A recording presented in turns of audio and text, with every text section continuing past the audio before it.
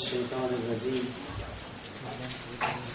بسم الله الرحمن الرحيم الحمد لله رب العالمين وصلى الله على سيدنا ونبينا أبي القاسم المصطفى محمد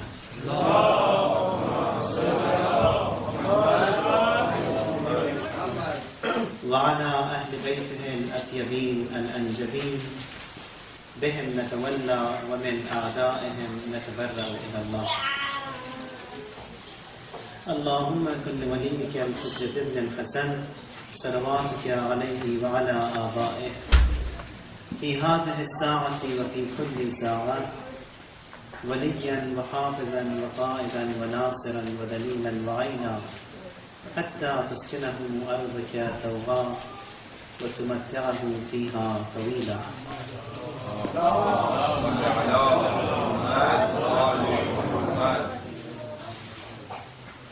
We talked about the subject on Zuhur Asghar and Zuhur Akbar, meaning that Imam's arrival will take place. Inshallah, before that, there will be a minor arrival, which will be the arrival of the name of the Imam, which is going to be evident and present everywhere. And that is known as Zuhur Asghar. And for that, it was mentioned, and you can see it for yourself, even today, compared to the past decades, the name and fame of the Imam is present much more today. People, they say, Ya Aba Saleh, much more as they did in the past. The call for Aba Imam al-Asr is more today than it used to be in the past. So all these are the good signs that we have, and we thank Allah for giving us this opportunity to be in a time wherein the name and the fame of Imam is evident and present everywhere. Again, another Friday passed, and as it was mentioned, that the program that we have should be as such that we remember the Imam, especially on this day. And we look into our own performance report, that how were we on this day, did a tear shed for the Imam, remembering him on this day or not? Again, it was mentioned with reference to the satanic traps and Allahumma salli ala Muhammad wa ali Muhammad.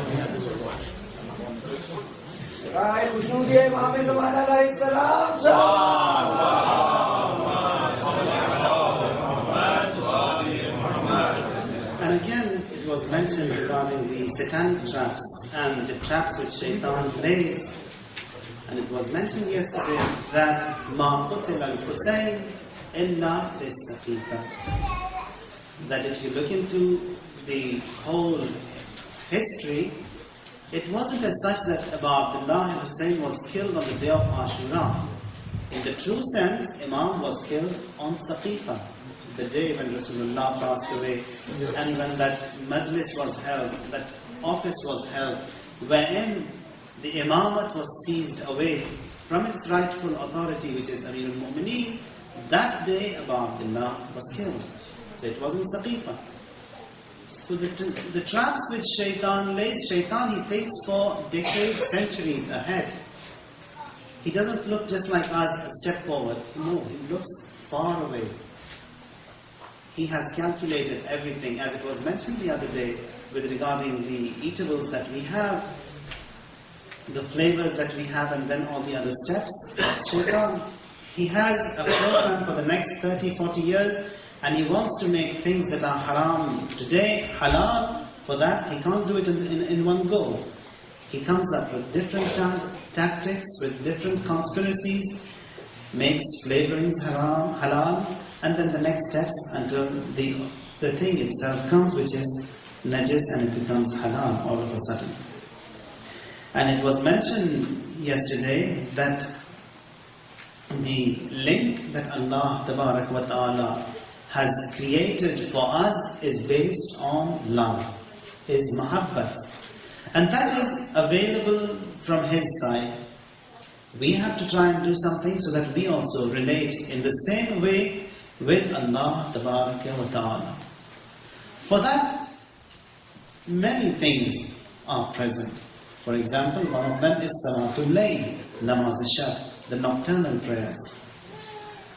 If a person recites these Salatul Layl, the riwayat, they say that a person will become enlightened, will become nurani, his sustenance, his rizq, which is guaranteed, will be given to him more, and he will have a blessed life. If a person recites Salatul Layl with that intention, it's okay. He has done a job. But someone who does it only, wholly and solely for Allah, that is the best. Or if we relate the topic with Imam al-Asr, about if we have a connection with the Imam only for those needs and requirements that we have, that is okay. But the best is that we try and do something that we relate with him so that we ease his burden, so that his tasks, we take a bit of that burden that is on him. About 50 years ago, in Madrasa Faiziyya in Qom, there was a student, and he had that good batin, that good interior. His whole soul was pure.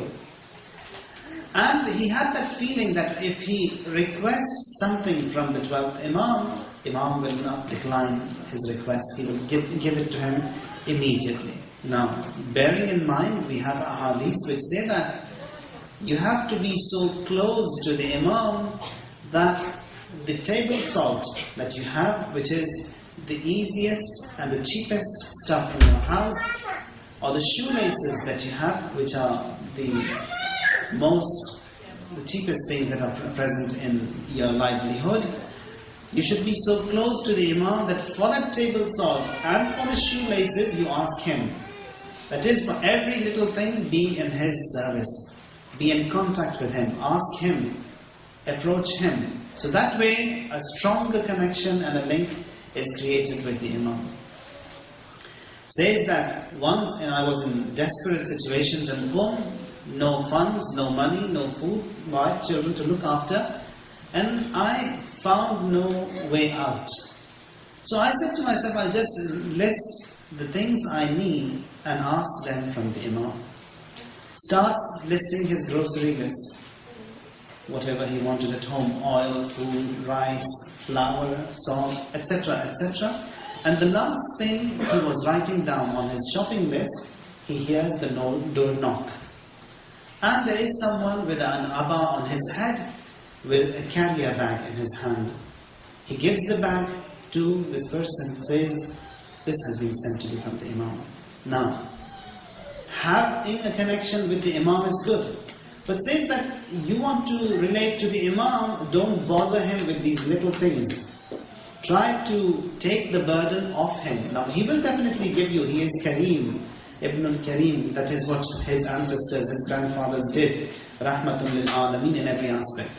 So, a relationship has to be with the Imam so close. And then he says that when I looked into this person who gave this shopping list to him, was one of the ulama who passed away recently, says that he appoints one of the other associates for this shopping list to be delivered to someone who is in need.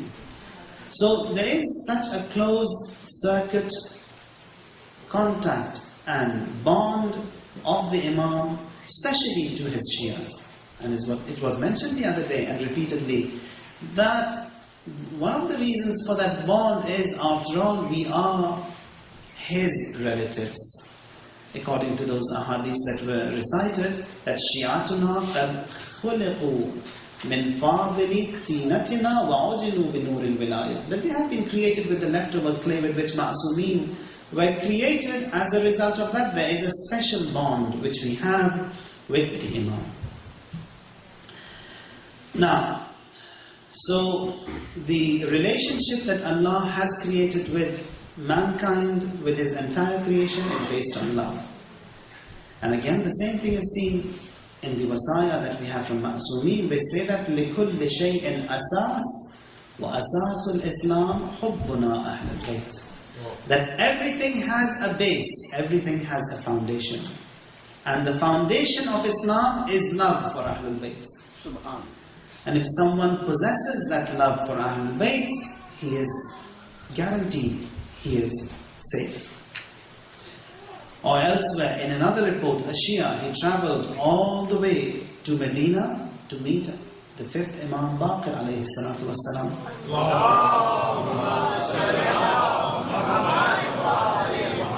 And in those tense days when travel and journey wasn't as easy as today, he comes to the fifth Imam and his feet were bleeding by the time he arrived in Medina. And he shows his feet and the blisters on his feet to the Imam and says, Imam, do you see these feet which are bleeding? Nothing brought me all the way to Medina but that love which I have to you. And Imam in reply says, Halid deen illa al-hub.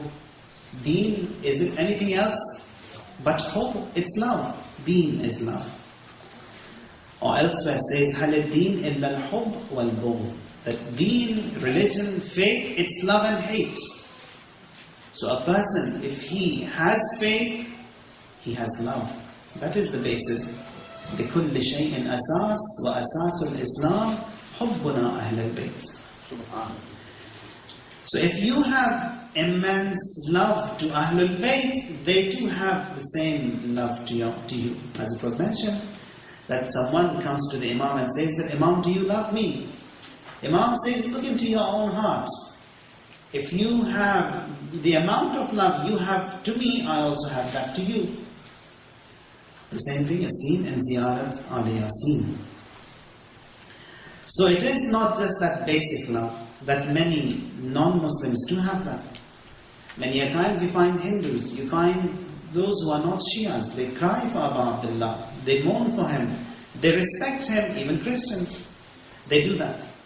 But if you look into that love which they have, it's a little faulty love. A true love is something which stems out from a person and it evolves that heart of that individual. Otherwise, just having a love for Ahlul Bayt, that is not sufficient. That wilaya has to be there. Wilaya means accepting the custodianship of the Imam in every walk of life. Whatever they have said to do, we do. So mahabbat, if a person does have that mahabbat in his heart, that mahabbat, if it's a true mahabbat, it blossoms, and the actions, the faith, the belief of an individual also adapts with the teachings of the Imam. A person comes, well, you have heard this hadith from our 8th Imam Rida alayhi salatu wassalam.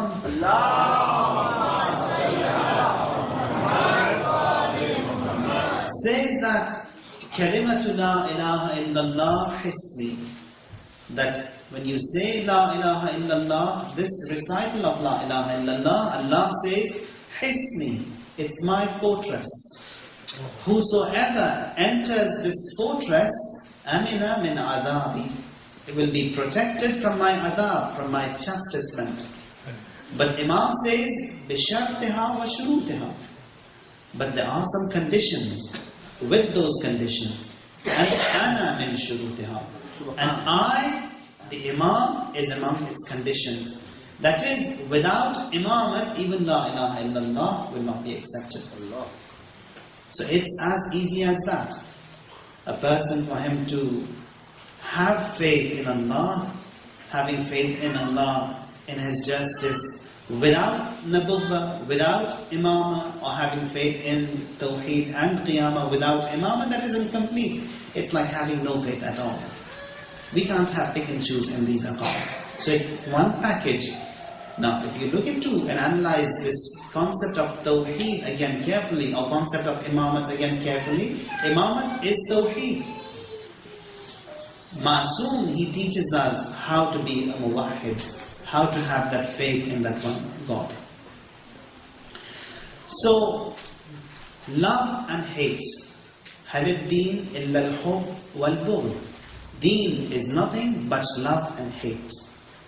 So this love and hate, it's the other applicable of tawalla and tabarra. Tawalli or tabarri. And tawalli and tabarri, we normally list them in furu' ad-din, when the reality is that they should be listed in usul ad-din. A person, when he embraces and accepts Allah, immediately he negates and segregates with everything which opposes Allah. So that love for Allah is there. Immediately that hate for everything which is against Allah is automatically there. So, in a true sense, tawalla and tabarra belongs to the usul ad-din, not the furu' ad-din. So, another report from Rasulullah sallallahu alayhi wa alihi wa sallam. Once in the mosque, he has a quiz. He poses a question to the people present over there, the ashab, the companions, everyone. Says, Ayyu or al-iman awsaq. Says that from among all the different strains of iman, which of them is the strongest? Everyone gives an answer. Someone says prayers, one says fasts, one says hajj, one says jihad, one says umrah, everyone says something. And then Rasulullah, he says, وَلَكِنْ أَوْزَقُ عُرَى الْإِيمَانِ الْحُبُّ فِي اللَّهِ وَالْبُغْضُ فِي اللَّهِ. Says the strongest string of iman is love for Allah, hate for Allah. That is, for the sake of Allah, I love whatsoever He has said to love, and I hate whatever He has asked me to hate. Or as we recited in Ziyarat Ashura, that salam has to be there for Abu Abdullah, and immediately that la'an also has to be there for the oppositions of Abu Abdullah. Whenever you accept Rahman, immediately you have to segregate with Shaitan in every level. Because Shaitan, he is not one existence, one creature that you can fight. Shaitan, he is in layers. He attacks everyone based upon his ability, and he approaches them as Rahman does the same. As the Rahmat and the love, it's in layers, Shaitan also it's in layers. So to approach Allah, the best way, it's by that love, and you have to detect what that true love is. And over here, Ma'soom says that Asasul Islam, Hubbuna Ahl al-Bayt. So, again, imamats, we have to have a special bond with that, and in particular with the Imam of time. And when we say Salat, it doesn't mean the applicable of the Salat is what we do, what we recite. But Ma'sumeen, when inquired Amir al-Mu'mineen, he says, Ana Salat, I am the prayer. I am the prayer, not that bowing of me in ruku, going in sajda. That are the different angles that a person does. The haqiqat, the reality of prayer is Amir al-Mu'mineen. Or if you look into Quran, says that when the ayat of Quran were revealed and they were sent to this earth, or if you look into the hadith that we have from the Rasulullah, that he says, I am leaving behind the book and my Ahlul Bayt. So the two are one. It's not two things. Or he's leaving behind book and Ahlul Bayt. One in the sense that if someone respects Quran, he has respected Ahlul Bayt. You can't say that I respect Quran, but I don't respect Ahlul Bayt. It's impossible. So if someone does that, it is as if he hasn't respected Quran also. If someone has disrespected Ahlul Bayt, he has disrespected Quran as well. If someone bashes the door on Hazrat Zahra, he has bashed on Quran. So the two are hand in hand. It's like the two wings of a bird. A bird cannot elevate, cannot fly with just one wing. The two are together. And that is why we find in a hadith that on the Day of Judgment, when Quran will appear in Mahshar present over there, people will say that this being doesn't belong to us. It belongs much higher. It will be sent to the Shuhada. They say that it doesn't belong to us. It belongs to someone much higher, of a higher grade. Again from Shuhada elevates to the Prophets. Prophets say that no, he doesn't fit in our group. It has to be much, much higher than us. So much so it elevates and comes to the Arsh, the throne of Allah.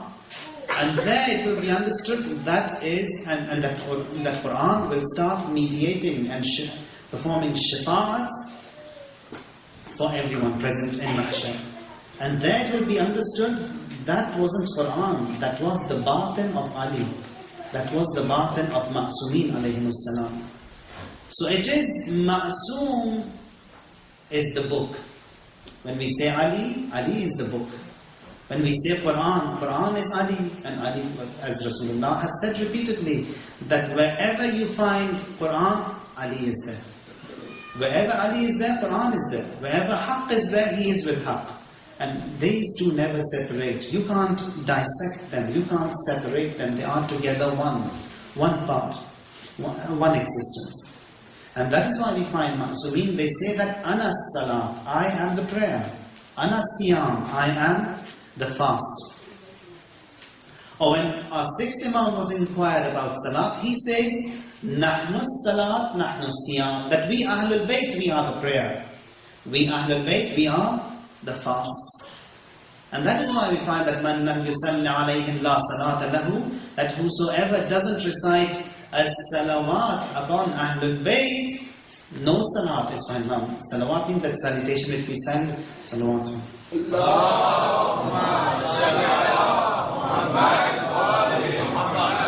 So someone who doesn't recite, now whenever salawat we recite, that all has to exist in it. That we, oh God, send salutation upon Muhammad and his progeny.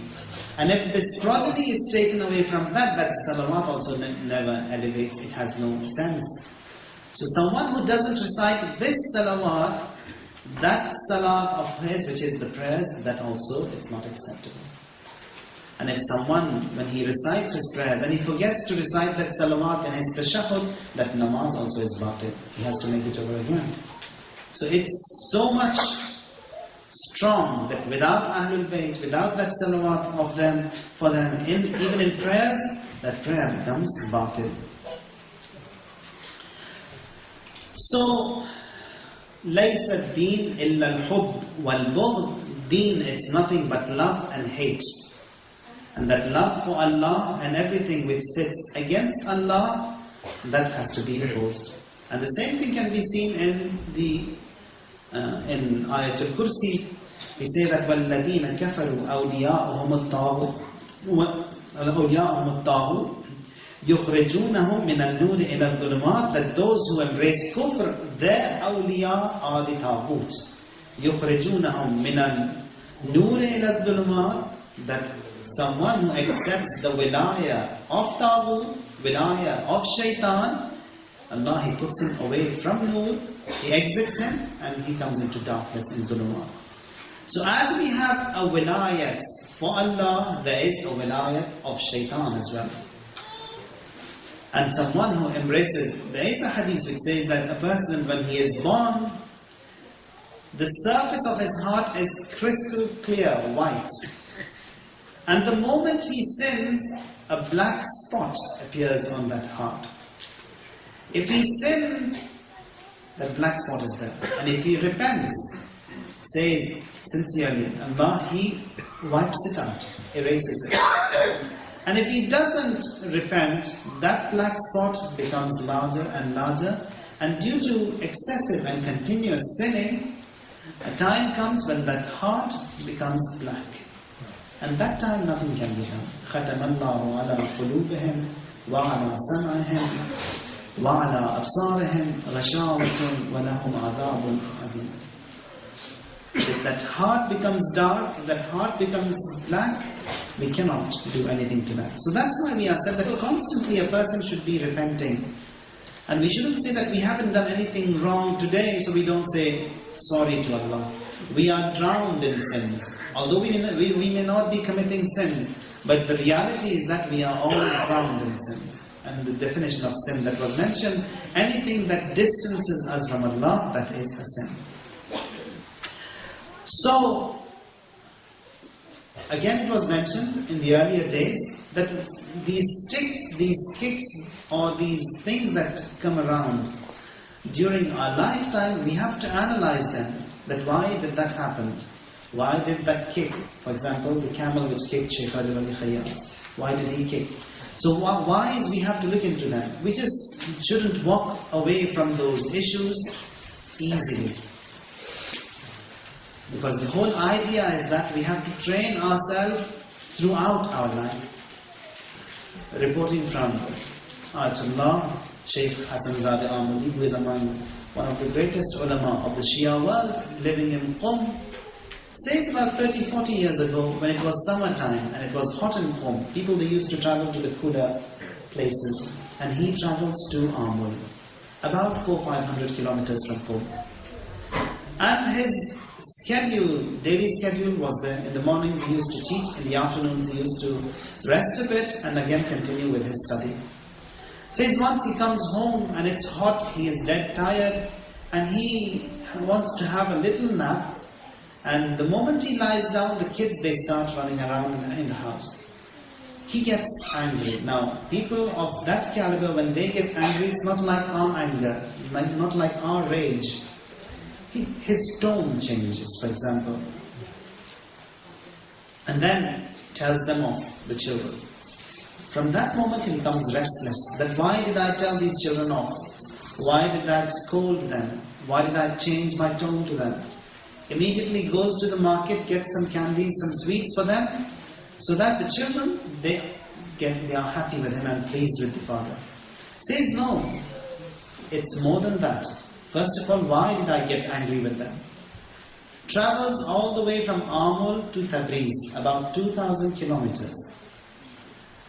Comes there to see his Ustad, Marhum Sayyid Muhammad Hassan Ilahi, the elder brother of Sayyid Muhammad Hussain Tabatabai, the author of Tafsir al-Mizan.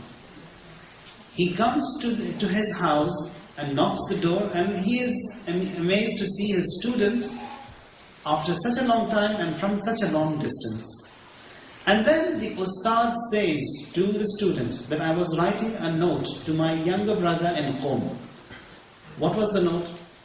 That his Ustad, Marhum Qazi, who passed away about 30-40 years ago, from Barzakh, informs Sayyid Muhammad Hassan to write to Sayyid Muhammad Hussain that why did Sheikh Hassan Zadeh Amuli, how is he going to serve Imam al-Asr with this attitude of his? Now what was that attitude? Just changed his tone towards the children. He is ashamed. He says this is what had happened. So people of that great caliber who want to be among the associates of the Imam, tests for them also they are tough. Now the reason for mentioning this was that how these people, these personalities grow. It is not as such that they are born great. They may have been given and blessed by Allah certain qualities, but they have to grow with them. They have to take care of them. Or, for example, Marhum Ayatollah was among the great Marathi Taqreed of the past century. He, in his Dars Kharij, now Dars Kharij, the Ustad, he poses a question, a mas'ala, and all the students present in that majlis, they have a debate. Sometimes it's a heated debate and it may take an hour. Now one of the students was asking too many questions. So again, his tone changed. Comes down and says, where is the address, the house of this student of mine, this Shaykh? I want to see him. Goes to his house and says, I've come here all the way to kiss your hand. I want to say sorry to you that my tone changed. I was enraged in that dars. He says, nothing to worry. I never thought of that issue. It was something normal that we had a debate, and in that debate there is a heated talk. He says no. Now, who says no? The Marja' Taqleed, the whole sole authority of the Shia world, and everyone is in his Taqleed. An old man, 90 plus years of age. He says, I have to kiss your hand. He says, no, I won't let you. He says, by God, I've forgiven you. There's nothing in my heart. And then he says, now his associates, they say that he imposed upon him a 1-year fast. He fasted for 1 year just because his tone changed and he was angry or enraged with his student. So these great personalities, their performance is great, and the control that they have on themselves, that too is amazing. So the topic is Asasul Islam Hubbuna Ahlul Bayt, that the basis of Islam is love for Ahlul Bayt. In one of the riwayat, there is a conversation between Allah and Prophet Ibrahim Khalilullah, the friend of Allah. Allah says to Ibrahim, it's not a question of any answer. God knows everything, what is in the heart of Ibrahim. And says, do you like yourself more, or do you like the Prophet of the end of time? Prophet Ibrahim says that I like the Prophet of the end of time. Why? Says that because Allah, you like him more. Because he is Habibullah, he is more beloved before you, so I also love him more. Now in this whole scenario of wilayat, which is the custodianship of Ma'sumeen, now it should be as such that we also base the love and hate that we have according to the description which they have described. That is, mu'mineen, they have a wilaya, a brother, he has a wilaya. In the community, we have a wilaya, a father has wilaya over his children, husband and wife. So there is a wilaya, there is a right which each one of them possesses. So how we relate with each one of them should be based upon how Imam relates with us. Now if we say that if we deteriorate or sever ties with others for the reason that they are bad, it means if we analyze and see the whole scenario, it should be as such that Imam, he should break ties with us as well, because we are bad. But he doesn't do that. So we also shouldn't do that. And it's all a lesson to myself first. So maintaining relationships again should be based upon how Imam maintains relationship. So we don't want him to sever ties with us, so we also don't sever ties with others. He doesn't neglect us, we don't neglect others. So we must not throw them away, that is, the other members of the society, if we are not pleased with them, as Imam doesn't do that. There is a hadith again from Usul al-Kafi, a farmer from Ahwaz comes to Medina and comes to the Imam and says that the governor of Medina, he has imposed upon me a tax of 10,000 dirhams. And he says that I am poor, and if I am to pay this tax to him, I haven't got anything else to survive, to look after my wife, my children, my farms, my animals, nothing at all. And says to the Imam that the governor in Ahwaz, Najashi, he is among your friends. If you could do me a favor, write him a note. Imam writes a note, just one sentence. What is that? Says, Surra akhak yasurraka Allah. Please your brother, Allah will please you. He comes to Ahwaz from Medina and comes to the governor and gives this note to the governor. Now he is someone who loves the Imam. As soon as he sees the note, with all that respect he has to that note which has come from the Imam, he says that from my personal funds, the tax of this year of yours will be waived, I'll pay it myself. And the tax for the following year again, I will pay that. Are you pleased now? He says, yes, I'm happy and pleased. And then he says that, in addition to that, the rug on which you are standing, that rug is yours. Because that letter of my master was received on that rug, on that carpet. He says, are you happy now? He says, yes. That may I be sacrificed to you, I'm pleased, I'm happy. And then he says that from my personal funds there is a horse. You can have that as well. Are you happy now? He says, "Ijawaitu fidak." Yes, I'm happy now.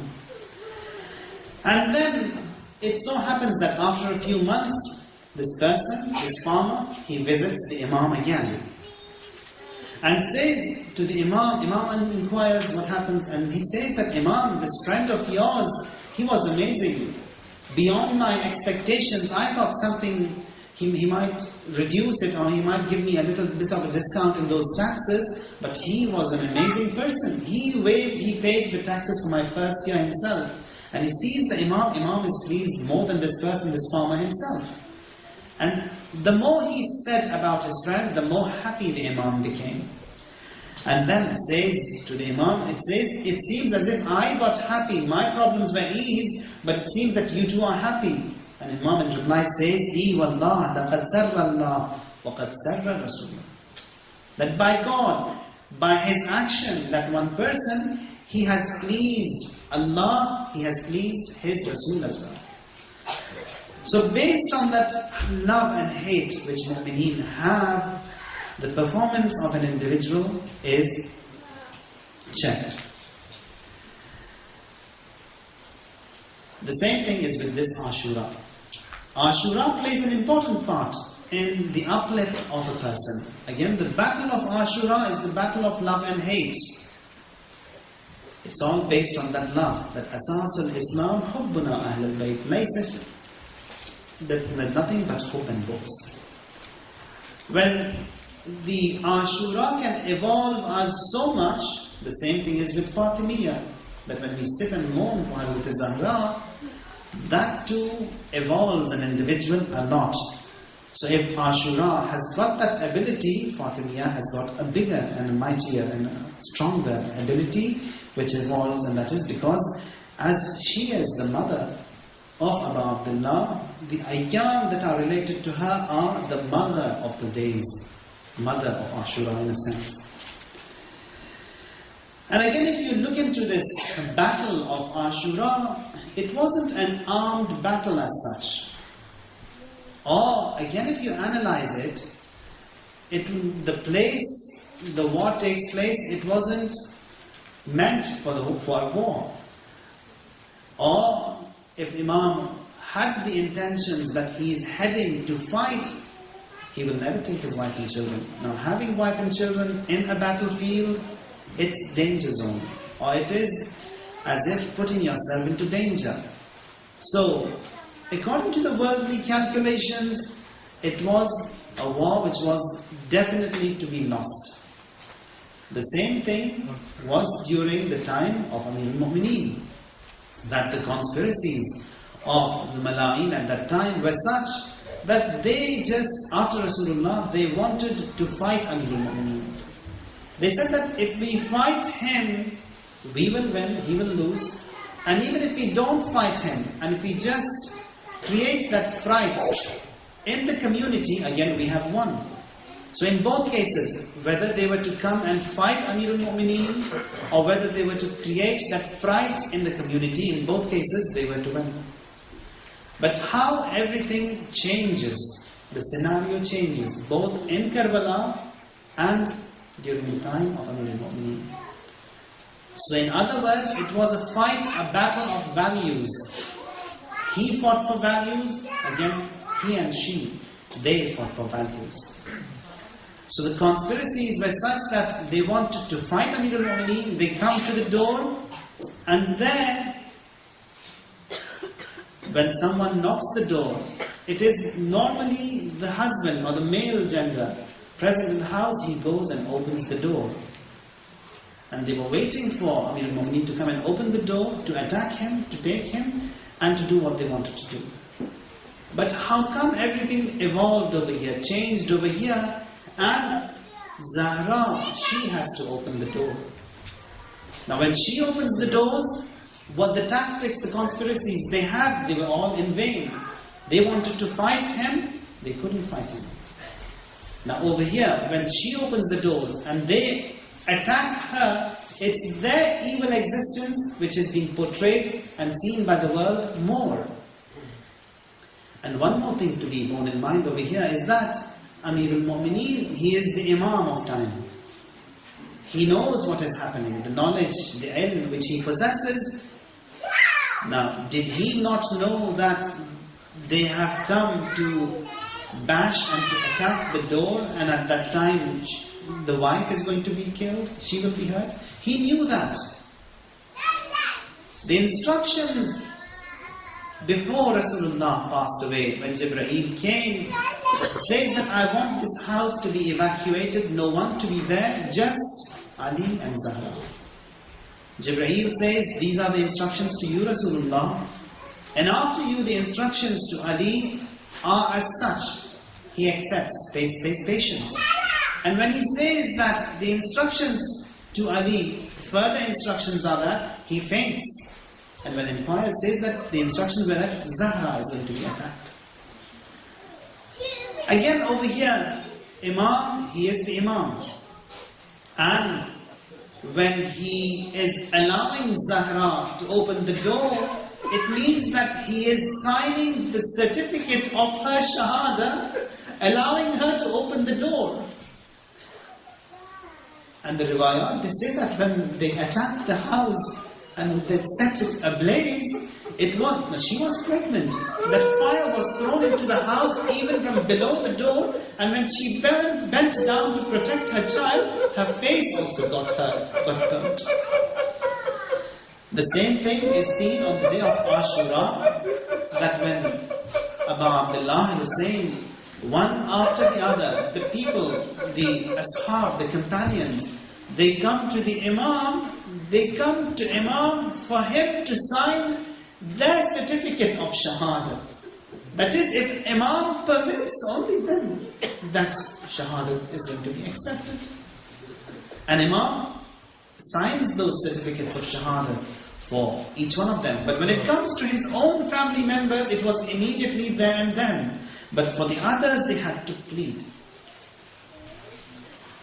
Again, in this scenario of Ghadir, and when Saqifa takes place, Salman, he comes to Amirul Mu'mineen, and when he inquires, Amirul Mu'mineen says that the first person who accepted or who extended his allegiance to Abu Bakr was Shaitan. He himself has to come there in person. And what does he say? Says that Yawmun ka yawma Adam. Says, as I deceived Adam on that day, I did the same over here in that Saqifa. So, Shaitan, he plays his part over there. He played his part in Ghadir. He played his part in Saqifa. And the same thing on the day of Ashura. And when the household of Wahy is attacked, now the person who wants to bash on that door, he says that Inna fiha Fatima, that in this house Fatima is there. That Mal'oon, he says that Wa'in, let her be attacked. Burn that house down. Now which house is this? This is the house wherein the riwayat, they say that for 9 months, some say for 6 months, every day, Rasulullah, he comes in the morning and says, Assalamu alayka ya ahla bayt al-nubuwwah, and then he starts his day. The same thing is on Ashura, that one after the other, everyone passes away, and the certificate of the Shahada is signed by Imam, and Imam, he is the last one to depart. Marhum Haj Mirza Khalil Kamalai, a great philosopher, a hakim, a faqih, and a very strong writer of ahadith, he says that Ahlul Bayt, they sat down in a place and were to continue their journey after the Fajr prayers. Now the caravan, it sets off, and there, leading the caravan is Nu'man bin Bashir. Now he is a servant of Yazid and a good person, meaning a well-mannered person. They come to a point, then Zainab, she says from the caravan, Nu'man, where is this place? I smell the fragrance of my brother here. how come she smells the fragrance of her brother when it's not yet even Karbala? It's not close to Karbala. It's the point where the place to Medina, where the point to Medina and Iraq, it separates from them. Now Quran talks about this issue, says that قَالَ أَبُوهُمْ إِنِّي لَأَجِدُ رِيحَ يُوسُف, that Prophet Yaqub, he smells the fragrance of his son Yusuf. He is in Canaan, and the shirt of Yusuf is to come from Egypt, and the distance between the two places is 20 days of journey, 20 days of travel. But Zainab over here, she smells the fragrance of her brother as Yaqub smelled the fragrance of his son Yusuf. They come to Karbala, and Imam Sajjad, he does not allow them to stay for more than 3 days. Just for 3 days they were there. And after all, he is the Imam and they accept it. Everyone embarked and everyone is to depart from that place now. But Rabab, she comes and says to the Imam that I want to stay here. She is the mother of Ali Asghar and Sakina, wife of Abdullah himself. Says, I can't separate from this land. I have to stay here. And she stays back in Karbala. Stays back in Karbala onto the grave of Abdullah. The report said that after Fajr she used to come there, put her face on the grave, cry all the day till Mahdi. And the tribe of Bani Asad, they said that shall we put a shelter on this grave so that at least these blisters on your face, the sun is hurting you. She says no. My Abdullah Hussein, he was in that need, he was on this land, and I also should be as he. Rabab, she is the mother of Ali Asghar, this young infant of Abdullah and Hussein. And on this day of Ashura, when everyone had perished, no one remains, there he comes to the camp, he raises the cry of Hal min Nasir Hal min Dab bin Yadub an Haram Rasulullah. Is there anyone who could help? Is there anyone who could assist, support this household of Rasulullah? And then comes to the camp. Now a report says that this call was heard by the infant and he throws himself out of the cradle. Another report says that Abu Abdullah, he comes to the camp and says that give me the baby, and maybe these people, if they don't have mercy on me, they might have mercy on this kid, on this infant, and they might give him some water. Now how is this water given to the baby? That spear from that Mal'un who had come to Karbala with 3 spears, poisoned. And the reports, they say that it was so huge that this tiny neck of the baby was beheaded when he shot the arrow upon his heart. Ya qawm in lam tarhamuni farhamu hadha at-tifl. That if you have no mercy, at least have mercy on this kid. فذبح الطفل من الوريد أو من الأذن. And this infant was beheaded min al-bari, the neck, or from the ear to the other ear, and he was beheaded in the laps of his father. Says that it was as such that the heat of the day of Karbala, no water, an infant dehydrated becomes so tiny that the moment that spear landed onto the neck, he just said once, this aside, and he fainted.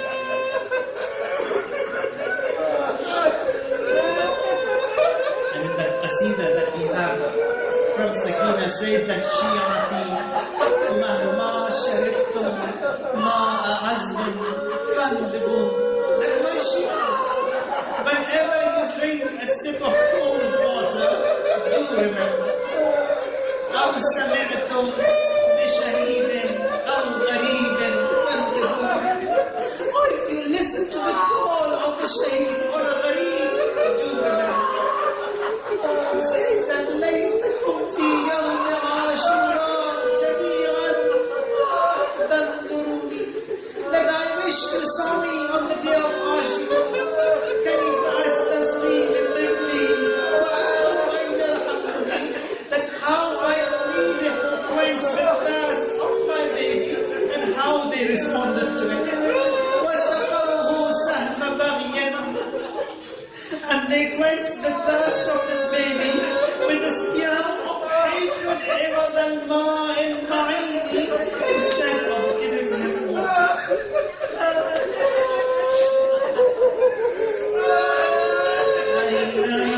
بقية الله أين بقية الله أين بقية الله أين بقية الله أين بقية الله أين بقية الله أين بقية الله أين بقية الله الان که راز خدایی خدا کند که بیایی خدا کند که بیایی خدا کند که بیایی الان که راز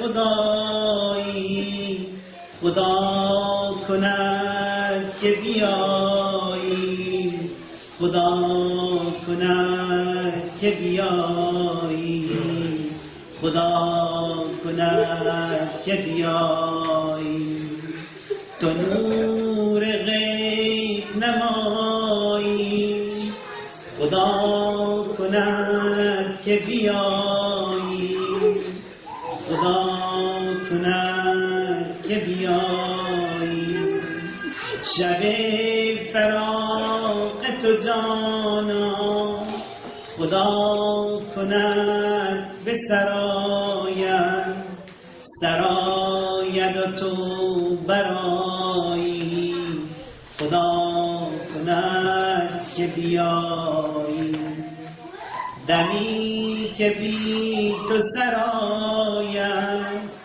خدا کند که نیاید الا که هستی مایی خدا کند که بیایی فسرد غنچه گلها فتاد عقده به دلها تو دست عقده گشایی خدا کند که بیایی ز چهره پرده برافکن به ظلم شعله درافکن تو دست عدل خدایی خدا کند که بیایی خدا کند که بیایی الا لعنت الله علی القوم الظالمین و سیعلم الذین ظلموا ای منقلب ینقلبون اللهم اغفر لنا ولوالدينا ولمن وجب له حق علينا ولمن وصانا بالدعاء ولجميع أمة محمد وآل محمد ماتنا حسين. In the true sense, Imam was killed on Saqifa, the day when Rasulullah passed away, and when that majlis was held, that office was held, wherein the imamat was seized away from its rightful authority, which is Amir al-Mu'mineen. That day Abu Abdullah was killed. So it was in Saqifa. So the traps which Shaitan lays, Shaitan, he thinks for decades, centuries ahead. He doesn't look just like us, a step forward. No, he looks far away. He has calculated everything, as it was mentioned the other day, with regarding the eatables that we have, the flavors that we have, and then all the other steps. Shaitan, he has a program for the next 30, 40 years, and he wants to make things that are haram today halal. For that, he can't do it in one go. He comes up with different tactics, with different conspiracies, makes flavorings haram, halal, and then the next steps until the thing itself comes, which is najis, and it becomes halal all of a sudden. And it was mentioned yesterday that the link that Allah Tabarak wa Ta'ala has created for us is based on love, is mahabbat. And that is available from His side. We have to try and do something so that we also relate in the same way with Allah Tabaraka wa Ta'ala. For that, many things are present. For example, one of them is Salatul Layl, Namaz al-Shab, the nocturnal prayers. If a person recites these Salatul Layl, the riwayah, they say that a person will become enlightened, will become nurani, his sustenance, his rizq, which is guaranteed, will be given to him more, and he will have a blessed life. If a person recites Salatul Layl with that intention, it's okay. He has done a job. But someone who does it only, wholly and solely for Allah, that is the best. Or if we Bismillah ar-Rahman ar-Rahim. Alhamdulillah Rabbil Alameen. Wa sallallahu ala sayyidina wa nabiyyina Abil Qasim al-Mustafa Muhammad.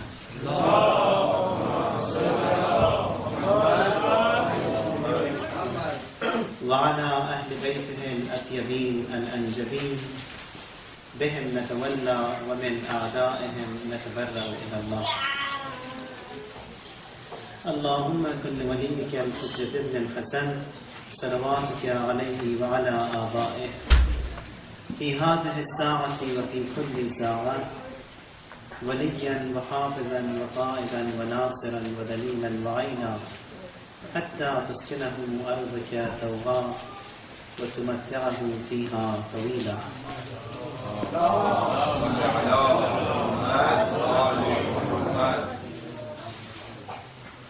We talked about the subject on Zuhur Asghar and Zuhur Akbar, meaning that Imam's arrival will take place.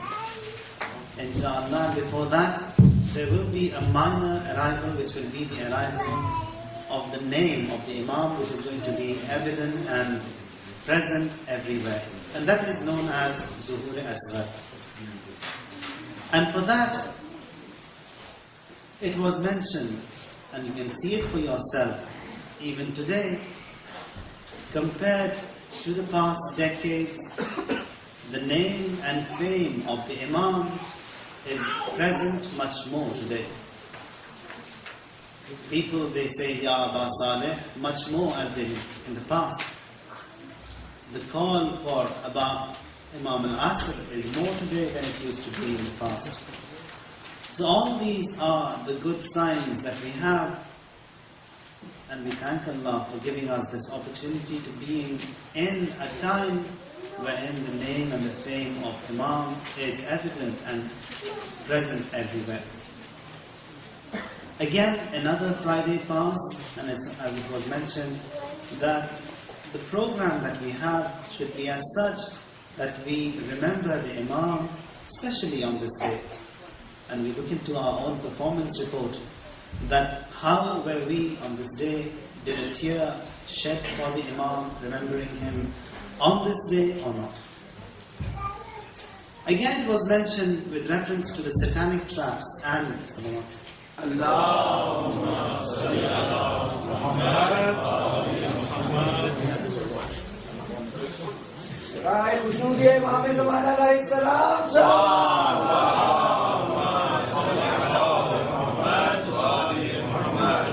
And again, it was mentioned regarding the satanic traps and the traps which Shaitan plays. And it was mentioned yesterday that Ma qutil al-Husayn illa fi saqifa. That if you look into the whole history, it wasn't as such that Abu Abdullah al-Husayn was killed on the day of Ashura.